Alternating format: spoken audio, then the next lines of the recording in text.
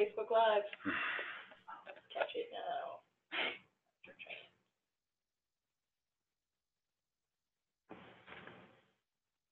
Oh, there it is. We're live on Facebook. Dream come true. Dream come true.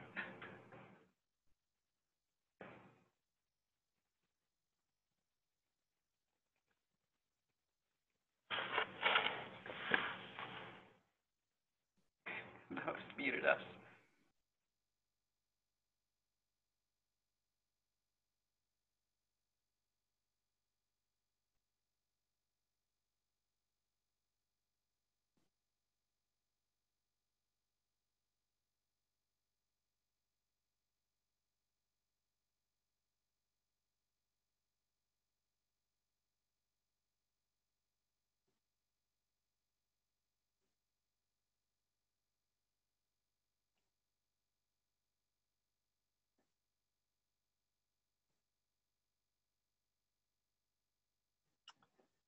Hi, everybody. We're going to get started here in just a minute. I see that a bunch of people signing in right now, so we'll give everybody just a second to finish getting logged on, and then we'll get started.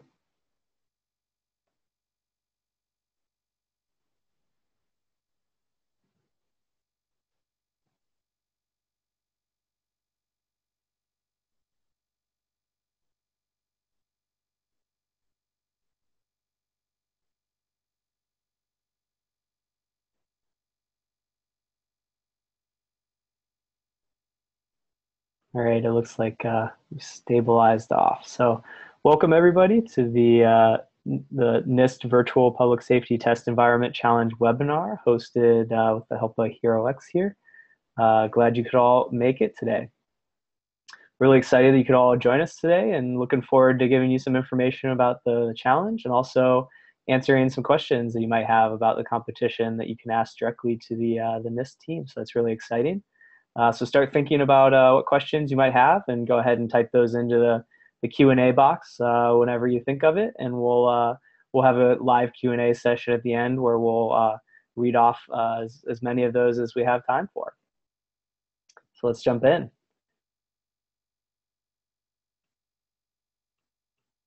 So I'm just gonna share my screen. Got a couple slides to show you. Great.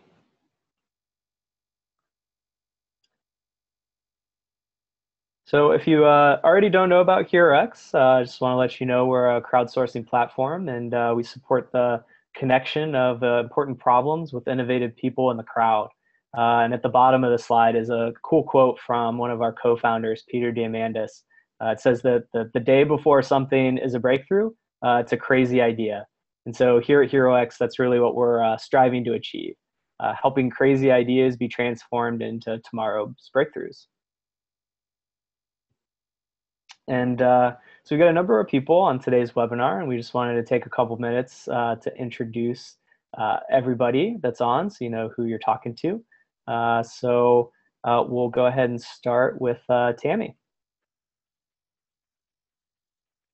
Hi, I'm Tammy Marcoulier. I run Open Innovation, Prize Competitions, and Crowdsourcing for NIST Public Safety Communications Research Division, and we're looking for brilliant ideas to help us advance communications technologies over the next 5 years. Great, thanks, Tammy. And Derek? Yeah, I'm Derek. My last name's Orr. I'm not like Madonna. I actually do use a last name. So my name's Derek Orr, and I am the acting lab director for the NIST Communications Technology Lab. I'm also the division chief of the NIST Public Safety Communications Research Division. So great to have everybody on and look forward to talking about this. Great, thanks, Derek. I like Madonna better. You should just consider just going on the first name. So Christine, can you go next? Hi, my name is Christine Jenkins. I support NASA's Center of Excellence for Collaborative Innovation, also known as COSI, and the NASA Tournament Lab, and I'm supporting NIST on this challenge. Great, thanks, Christine. And Christina. Hi, I'm Christina Montford. I'm the social media manager for HeroX, so I'm broadcasting us on Facebook Live. So if you're watching us on Facebook and you have any questions, just type it in the comment box and I'll make sure they get answered. Great, thanks, Christina. And I'm Paul Musili, so I'm the moderator for today's webinar, and I'm on the Challenge Success team with Christina here at HeroX, and glad again that you're all joining us today.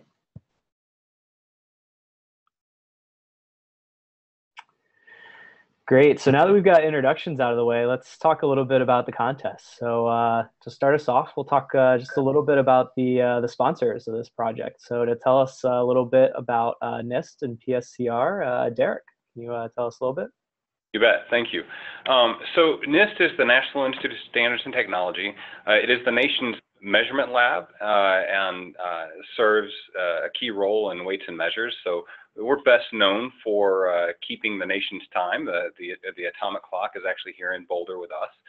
So we're very well known for creating state-of-the-art measurement capabilities to enhance trade and to enhance the public's lives. So we're involved in many different things, and the Public Safety Communications Research Division has been around for about 20 years now and has focused on bringing NIST's scientific and engineering expertise to bear on public safety. And by public safety, I mean police, fire, and EMS's key communications needs, and helping them achieve their vision of what public safety communications looks like. So early on, we were focused on really strictly voice communications for public safety, but recently, over the last 10 years, there's been a move to provide public safety with a state-of-the-art LTE broadband network that will allow public safety to have a nationwide network that they'll be able to use anywhere and get the kind of data services, video, mapping, analytics, as well as voice that we traditionally, as consumers, have been used to, but public safety has not had and had priority access to. So that is a big deal for public safety in the United States, and NIST has been given a significant amount of research and development money to be able to support this transition of public safety to this new broadband network. And so that is what we are focused on here right now, is doing the research that's going to provide the underpinnings of success for public safety to attain their future vision for communications. Great. Thanks, Derek. And also supporting on this challenge is the NASA Tournament Lab, and we've got Christine here that can tell us a little bit about that. Sure. So as I mentioned before, I am a member of COSI, and what I do is technical and business integration for them. COSI was formed by NASA in November of 2011, and we work primarily with NASA organizations, but we also work with federal agencies to pursue crowdsourced solutions by working with our global communities that we have in the NASA Tournament Lab, or NTL. In this case, it's HeroX, and we're using HeroX's curated community to help NIST solve this problem. So my role here is simply to help NIST use our NASA Tournament Lab toolkit to be successful on their virtual reality environment public safety challenge. This is really NIST's challenge. Great, thanks. Mm-hmm.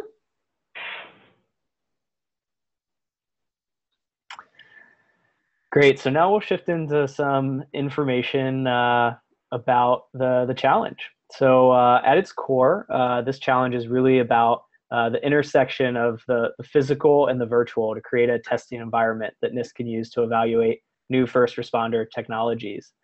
So to tell you a little bit more about the vision and the motivation behind this contest, I'll turn it back over to Derek. Yeah, thanks, I appreciate it. So to give you some background, as I just noted, NIST has been provided a significant amount of R&D money to support public safety's transition to this new broadband network that will be rolling out over the next several years.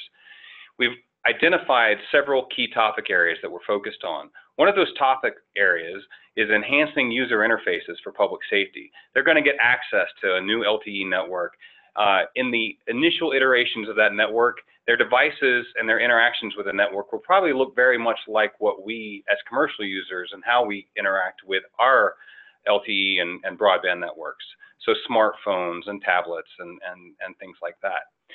But part of the research that we want to do at PSDR to advance public safety into the future is to look at the user interfaces that are truly going to be developed from the ground up with their mission in mind.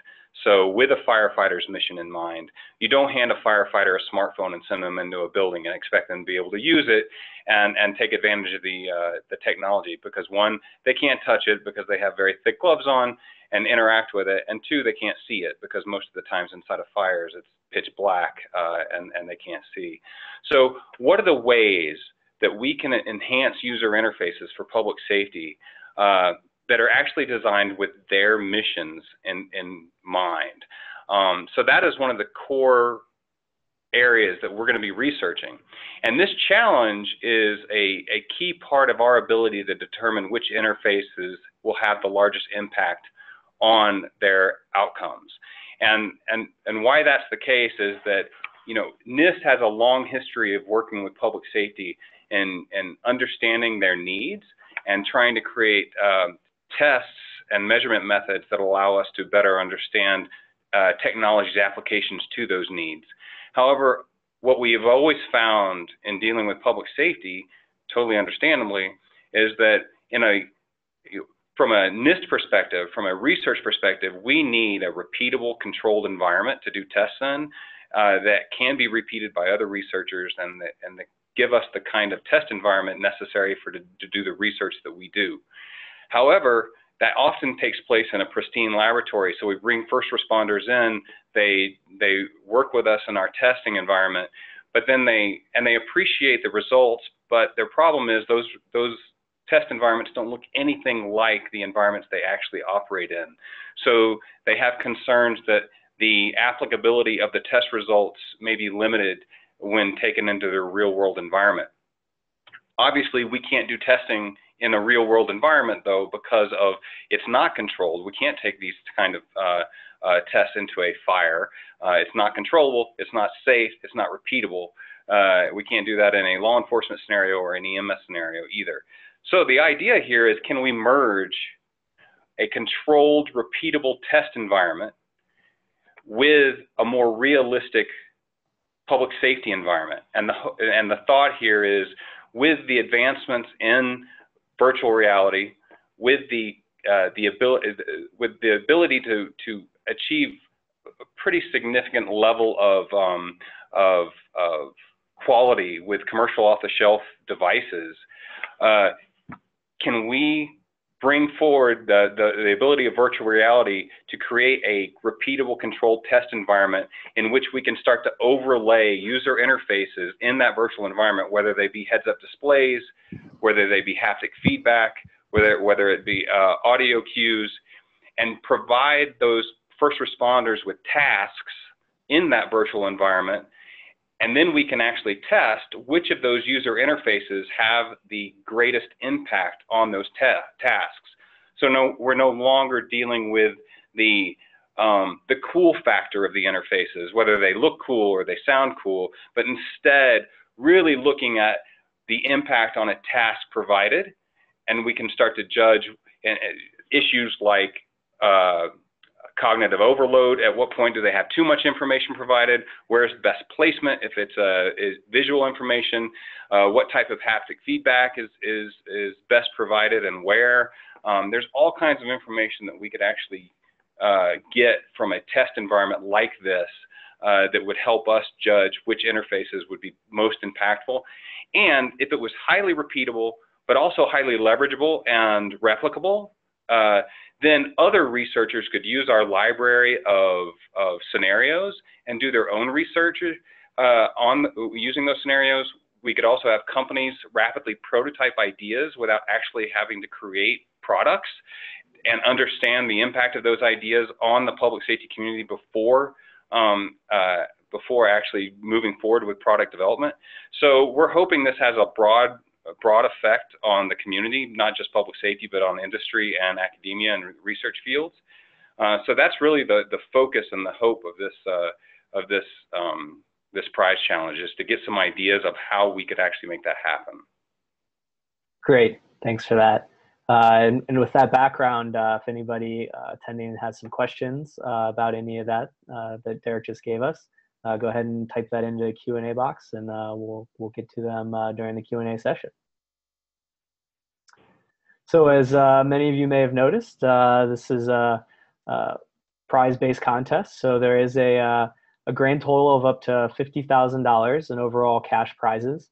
So the smallest prizes that will be given out will be $5,000, and it's anticipated up to 5 competitors could share an overall $45,000 prize purse as awarded by the judges. And then in addition, there's going to be a popular vote award. So an award determined by crowd voting. So anybody involved in the challenge can come to the site during the open voting period and vote, and the winner of that voting will win the $5,000 prize. And one important note is that to be eligible for a cash prize, you must be at least 18 at the time of entry, and you have to be a U.S. citizen or permanent resident of the United States. There's full eligibility details at the website that you can find as well. So we did note that that in order to be eligible for prizes, there's some limitations to being a U.S. citizen. But Derek, could you just maybe tell us a little bit about what those people who aren't on the U.S. might do to get involved? Yeah, Tammy's going to take that, actually. Okay. Yeah, great. Yes. So the funding that is provided for these contests is mandated by Congress that the prize money goes to basically U.S. citizens, people and businesses that are paying taxes. So it's not just U.S. citizens. If you have a business, if you're a small business and entrepreneur that you're U.S. based, you may also enter this and be eligible for a prize. And if the team leads are eligible, then it's up to them to receive the prize and disperse that money any way that they feel that they want to. It's just for tax purposes that we make sure that the money goes to someone that has a U.S. bank account, and that this is recorded for tax reasons. So we're definitely interested in hearing from every brilliant person and idea and groups, and there could be some intangible, non-cash relationship award type of things that we do down the road, seeing how things go. This is just the first phase for ideation. So we definitely want to meet and hear from anybody who feels very passionate about their solutions and what they can contribute to this. Just to add to that, I think it's important, though, to note that it's not just if you have a U.S. bank account, though. Yep. It is, you have to be a U.S. citizen or you have to be a U.S.-based company to receive the cash prize. But then, as Tammy said, what's key is that at that point, how that cash prize is dispersed amongst a team is up to the team and the person who received the prize. Yep. So. Great. So it sounds like 2 main calls to action there if you're not in the U.S. The first of which would be to consider maybe teaming up with somebody in the U.S. And then if you can't find somebody to team up with, you could still consider entering a submission. You just won't be eligible for the cash prize, but NIST is certainly still happy to hear about your idea, and in the future there might be some other non-cash type awards that might come out of this. So for everybody to get involved. So thanks.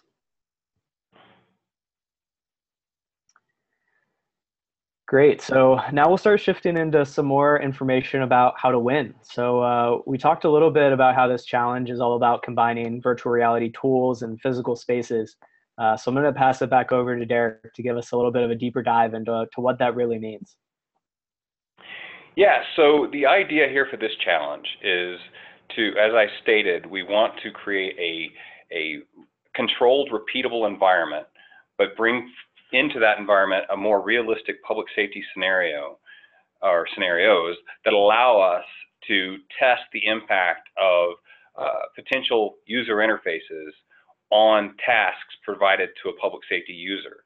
So the idea is of this challenge is not to create the scenes. That is something that software developers will do. We'll have assume that we have a series of scenes that might reflect an apartment fire. Another one could reflect a traffic stop. Another one could reflect an EMS scenario, multi-car pileup with numerous injured and victims. And in each of those scenes, there would be a task provided to a participant, and that participant would have, in some cases, may have no more information than they have today to get a baseline understanding of how they would respond to the task. And then afterwards, people could overlay on top of those virtual environments through modifications, new interfaces that would potentially impact the task provided. So like I said, heads-up displays or haptic feedback or wearable technology or audio cues, both audio feedback and providing audio to the system. So all of those types of interfaces could be overlaid on top of those scenes and tasks to determine which ones would have the largest impact on the outcome. So really what we're looking for in this ideation is to understand how do we take what's available and tie it together in a way that creates a very adaptable environment that's adaptable to any scene and scenario we want. So we don't want something that would be highly limited and just allow you to recreate a fire scene or recreate a law enforcement scene. We want something that allows us from the ground up to create environments as we come up with new scenarios. We would like it to be easily replicable so that we could have a library of scenarios that other researchers, like I said, researchers and companies could easily replicate the same environment and do their own research in and utilize to expand the amount of research going into this topic across the world. And then we want to be able to incorporate numerous different types of tasks. So we would like to have a lot of different a lot of flexibility in the kind of tasks that could be done in the environment. And then allow for a numerous types of interface prototypes. So we don't want to be highly limited to just a visual heads-up display. We want it to be able to be, like I said, haptic, or it could be audio, or it could be visual. All kinds of types of interfaces could be incorporated. So, some of the questions is this a defined space? Is this a room? Does it need to have a physical space? Do you need to be able to move around in the environment? Or, people have asked, can you just teleport? So you would be in a very small constrained space and be able to do a task.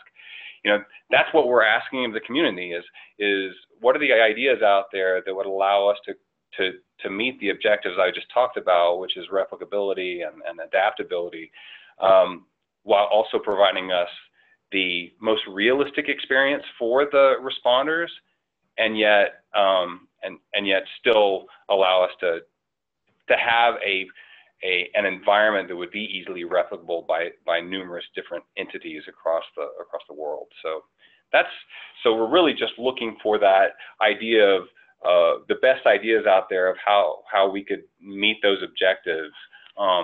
And some people have talked about having real objects in a room that were mapped into the virtual environment that you could touch. Others have said you don't need that kind of stuff. You don't need any real objects in the environment. So we're just looking for the nexus of all of these ideas that would come together to create the most flexible, adaptable space, but also provide the most realistic input to the public safety users. Great, thanks, Derek. And Derek, you mentioned a number of different scenes and such. So I just wanted to mention that NIST has a really great resource available on the challenge page. If you click on that, it'll take you to a document where you'll see a listing of some of those first responder scenarios that Derek walked through. So there's a great list of what some of those scenes that might need to be accommodated in the future are. There's also a list of some of the technologies. Derek mentioned, for example, like heads-up display and haptic feedback. There's a great list on there of some of those other technologies that might need to be tested in the future. And then additionally, there's also a list of some of the types of measurements that NIST might need to collect in order to tell how good those those new tools are working for first responders. So check out that great resource to get an overview of some of those things that Derek just talked about.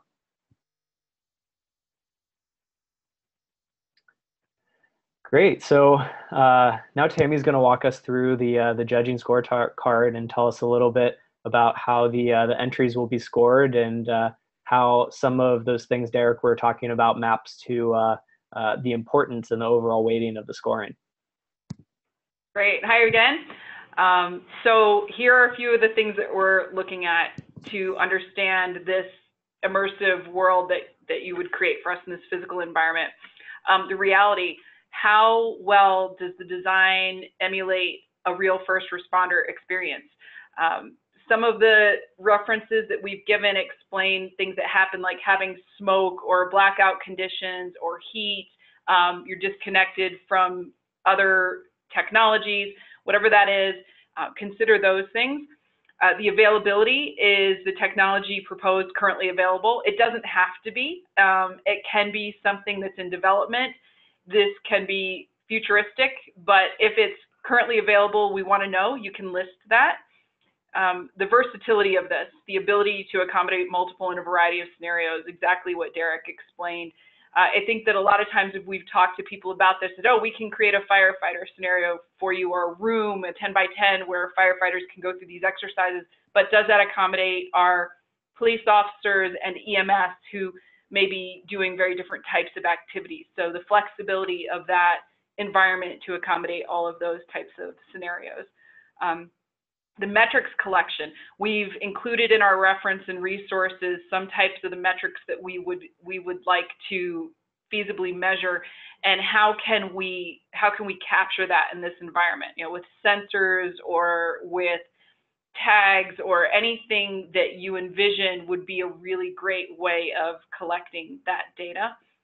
The replicability, is this something that we could take this idea and say we're going to put it anywhere in the world and someone would understand how to put this together? It's not just a one-shot deal where you have to have very specialized types of things, but we don't want to rule anything out there. So the idea is simply, could we repeat what this design does in other places? The repeatability, can we reset between simulations so that it isn't always just one thing that we can take, and we can take the operator to move things around in that. We can reset sensors. We can do whatever we need to do to make it set a scene between the simulations. And the interoperability, how the technologies work together, how can we accommodate some of this, and what do you envision pulling those pieces together to mesh them in a really great way that we could easily get that going. Safety is important. How safe is your design for the end users? You know, if your visor's plugged into something and you can only move 10 feet, and at 11 feet you're pulled back, maybe not so safe. If there are heavy things in place, walls, what have you, we're not making a judgment whether or not that's safe. We're just asking you to consider that in the factors and how this is going to work out. And the last category, if this goes above and beyond what anybody else has thought of, there is an opportunity for some more points in the criteria for that. So this has a number of things that we think are really important, but the above and beyond will add into something that you envision that we haven't yet thought of, or we haven't yet encountered with our other work with VR and immersive environments and other academic areas and research areas in the world. Great, thanks, Tammy. So now a little bit of information about the challenge timeline. So we introduced the challenge back at the end of February. People have been able to enter challenge since March 28th, and the submission deadline is coming up here, May 3rd at 5 p.m. Eastern time is the submission deadline. So that's just about a little bit over a couple hours away from being 2 weeks away. So make sure to start thinking about your submissions now, as those 2 weeks will fly by. And then, as I mentioned before, there's going to be the opportunity for crowd voting, a selected group of the entries. So that's going to happen between May 8th and May 19th. So just make sure you come back and visit the challenge site during that time. You can see some of the entries and cast your vote for who's your favorite. And then the winners will be announced on June 12th. So look forward to that as well. And I'm sure you're all wondering how to compete. So in order to compete, you just need to go to the web address listed here. So herox.com/NISTVR. Once you're there, you'll see this information at the top. In order to get involved, you just click that big orange accept challenge button. After you do that, you'll see the interface to be able to start your submission. You'll be able to start your submission again just by clicking on that big orange button. After you complete your submission, it'll be available for you to edit all the way up until the May 3rd deadline. So don't be afraid to start working on it early because you'll have access to it all the way up to the deadline. And with that, we'll go ahead and move into the question and answer session. So again, go ahead and pop your questions into that Q&A box, and we'll get through just as many of them as we can. So to start off, this is for the NIST team. So question asks, do you have to be affiliated with a first responder agency or group to get involved in the challenge? No. It's certainly good to understand their needs and to understand their requirements. You know, I would encourage people to talk to first responders, talk to public safety, but that is not a criteria of success or judging criteria for this challenge. Great. Sounds good. So then, could you just tell us a little bit more about NIST's relationship with the first responder community? Sure. So like I said, we've had over a 20-year relationship with the first responder community in dealing with issues of voice communications as well as the preparation for a rollout of a nationwide broadband network. Much of our work in the past has been working with public safety and developing their technical requirements that could then be taken into international standards bodies and developed into standards. You know, a good example of that is we've been working for the past, I would say, about 7 years in the 3GPP community that develops LTE standards and bringing into that environment specific public safety requirements that have now been built into the LTE standards. So a lot of our work has been based in requirements development and standards development, and then we've also always had a laboratory here in Boulder over this last 20 years that where we can deploy cutting-edge technology for public safety and test that technology against those requirements and standards to understand where it applies and where there are gaps. And where there are gaps, we've worked with industry partners and with public safety to address those gaps. But because of this new influx of funding, we have something we've never had before, which is funding available to not just identify gaps, but now we have the funding available to fund external partners to fill those gaps.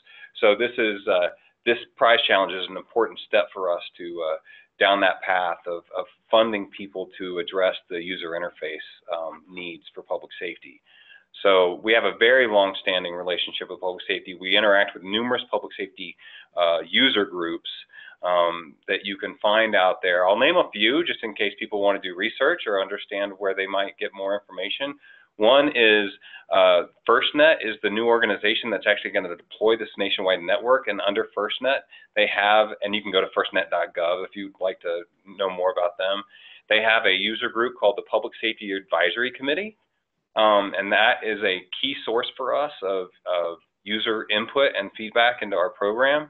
There is also a SafeCom program under the Department of Homeland Security that has a large, long-standing user group that we interact with consistently. And then finally, there's a National Public Safety Telecommunications Council that you can search online. And we've worked with them to develop many of the requirements documents that have been made for public safety. And so there's a lot of information on that website as well and in that organization for public safety specific needs. So yes, I'd just like to make it very clear, we have a very close, long-standing relationship with public safety. Great, thanks. So we've got another question that just came in. I think this is a really important distinction in addition to the question itself. So there's a question about the possibility that some of the solutions in total might also be applicable for first responder training purposes. So maybe you could talk a little bit about both some of the other uses that these types of submissions might have in the future, but also I think it would be really important if you could highlight a couple of the differences from how this is a little bit different than a training interface per se. Well, sure. I mean, from the very beginning, my hope has been that even though our specific focus here at NIST is to create a test environment that allows us to measure the impact of these different user interfaces on a public safety scenario and task, from the very beginning, I saw the opportunity that if we're successful and we can create these realistic environments in a virtual space with easily replicable plans and setup, then it could be used for things outside of just our testing purposes. Training has certainly been an area where I thought that this could have a large, widespread applicability beyond our specific focus area. So if these environments are developed and they're high quality, I could easily see other people adapting them for training purposes. And like I said, I could see a company using them for rapid prototyping purposes to understand how their potential product might impact public safety in these various scenarios, and allow them to market those products to public safety in a way that would allow them to quickly show what impact those products could have in the public safety community. So I think there's a lot of different spaces where this could have an impact beyond simply our measurement criteria that we have for this particular project here at NIST. Great, thanks. It's really helpful. So the next question is about repeatability and why that's such a good feature and why it's so important. So if you could just touch on that a little bit. Sure. You know, a key foundational element of doing research is that you have to have a controlled environment, and you have to be able to repeat that test as necessary and control all the conditions of the test. So so we may have 100 users come in and undertake a task in one of these environments, and we need to be able to control all elements of that task and just change certain aspects of it, perhaps maybe the user interface, or maybe where the fire spreads, or maybe the objects in the room that they have to navigate. And yet we need to be able to recreate the exact same test as necessary when we need to repeat our results. So repeatability and control is incredibly important for our research purposes. And it's something that's going to be required for this environment. Yeah, Paul, one of the questions that keeps coming up over and over again, you know, not just today, but in the last few months as we've been working on this, is people say, well, we have these training environments. We already are doing training with VR and AR. We are absolutely, clearly aware of that. It's the issue in public safety is that are these training tools effective? And NIST is in the measurement business to measure this, and we want to be able to have some baseline understanding of how these tools, are they working, are they effective? Because if people are using VR, AR, immersive technologies, we could all say, hey, this is great because it's exciting and it's fun and it's really interesting, but is it making firefighters faster at what they do? Are they making better decisions? Are police officers reacting in a way that that they need to be in order to have the best outcomes?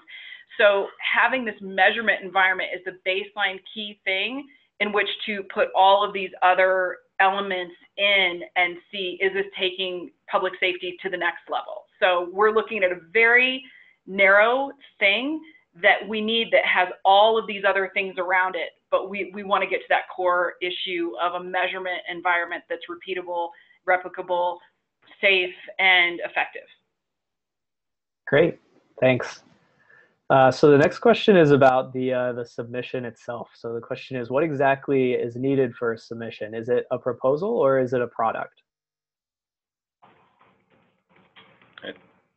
ideas, it's proposals. Yeah, it's an ideation. It's, yeah, we're not looking for anybody to develop a product. I mean, if, you know, tell us what you would put into a physical environment. Would you have walls? Would you not have walls? Would you have tables and sofas? Would you put in dummies? Would you, what type of technology would you use? What type of VR system would you use? Could you use multiple? Would you just say one? Would there be audio? Would you have smoke? I mean, we don't want to fill you guys with ideas. You can look at that resources page and get an understanding of exactly what we've thought through that's peripheral to this. But what are the elements you would put into it? What are the things that you would say would work for you? So it can be a proposal written. You can put a video together. You can do a graphic design. You can be as creative as you want. Put all of those things together and show us what you think the ultimate physical measurement environment would be. But the output for us is ideas that will help us further tailor our program's goals and objectives for this particular project. So, you know, we're going to use the ideas we get to help us figure out what we are going to try to develop as far as a virtual environment for testing. And so these should be broad, you know, there should be IP involved and things like that, because we are intending to use these ideas, perhaps mix ideas together, take the best elements from each to create our future vision of how we would move forward on this project. Great. And then just a HeroX note on the logistics of what that looks like. So when you click that big orange button and go to your submission, you'll see there's a number of different questions that more or less line up with that scorecard that Tammy walked us through earlier.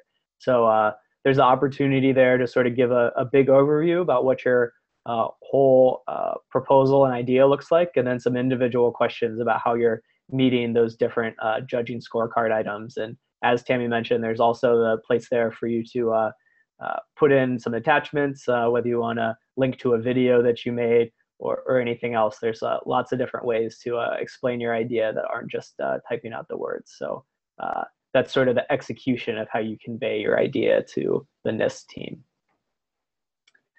The next question is, again, sort of along the same theme. So is there a way to provide a Unity EXE as a VR demo? So this is sort of broadly asking about the ability to upload documents. So on the proposal itself, there's definitely the place to upload documents. Something that's an EXE file might be something that's above the attachment limit. So if you have something like that, what we've found works really great is that if you can host that in a personal Dropbox or something and provide the link to that in the proposal, so that the NIST team might be able to get to that as part of your submission. Links to videos, again, work really great as well.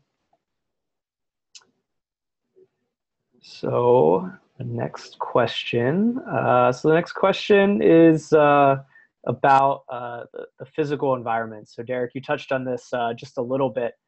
So you mentioned at the beginning, you know, that the sort of a laboratory environment wasn't working well to be a realistic view of what a first responder scene was really like.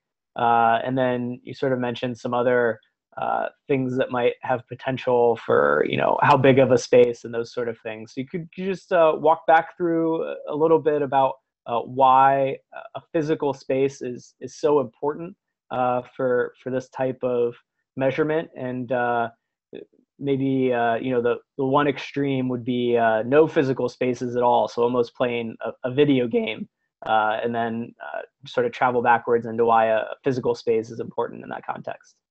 So, you know, certainly that video game idea of just teleporting everywhere within an environment could certainly be somebody's idea. I would then think that others could say that doesn't provide a very realistic opportunity for public safety to interact with the environment in a way that they would. So, and yet it certainly would create a very flexible and repeatable environment, because people wouldn't have to have much infrastructure to be able to create such a thing.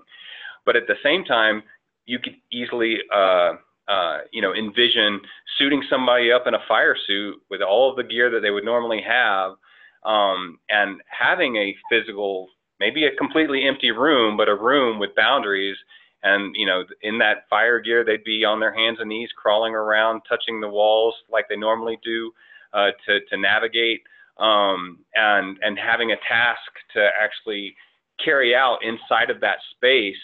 And then, when they repeat that task, or with some different variables in play, maybe they have new information fed to them that might improve that task, such as heads-up displays or maps or navigation beacons or audio cues or haptic feedback that would get them to the task faster, or have them have a better success rate, whatever those success factors are. I don't want to limit the ideas, but there's certainly pluses and minuses to each. One is very easy, or much easier to implement, and easier to replicate, but limits on the realistic scale. And then the other one could really replicate and allow them to move through a scenario much like they would in the real world, but it brings in a lot more complications and requirements for infrastructure and design. So, there's no one right answer to that. That's what we were looking for: smart people to think through what's the best balance of all of this. Great, thanks. That's really helpful. So the challenge is all about in your proposal, in your idea, defining then what elements of physical space would make your idea come to fruition. So that's great to convey in your proposal. Great. So it looks like we've gotten through just all the questions that have come in. If there aren't any more, then we'll go ahead and start wrapping things up. So before we do wrap up, I just want to remind you that at the challenge page, there's a lot of different resources for continued support. So we've got a great user forum where anybody can go and post their questions, and other people from the community can respond back. Additionally, people from HeroX and NIST can reach out to you and answer any questions you might have. Also a really good tool for finding teammates or some expertise you might be looking for in the community as well. Additionally, the resource tab has that document that we've talked about a couple times that goes through some of the first responder examples, some of the technologies to be tested, as well as some of the measurements to be collected. So make sure you check that out. And then additionally, if you need help, you can reach out by email also. And then just to close us off, Tammy, could you give us the final call to action? Yeah, we are so excited to have all of you on the webinar today. We really appreciate your time and your thoughtfulness around this. I want to let you know that every year PSDR hosts a stakeholder meeting with more than 500 people from the public safety community around the country, technology companies, research and development organizations. We come together for a few days in June, and we expect that we'll be making the announcement of the winners at this 500+ person conference this year. And we are excited beyond words to be able to bring your ideas to this group, to know that what you're doing is going to affect 60,000 agencies and ultimately more than 3 million people. It's really, really critical, the work that we're doing to help our first responders. And what you do is important. We look forward to meeting you. We look forward to working with you. Please put all of your questions in there, and you've got a really good chance of winning. We're going to award up to 5 awards plus that popular award. So you've got a really great chance here of getting some money and getting your ideas out into the world. So thank you all. We are so grateful for you and your time today.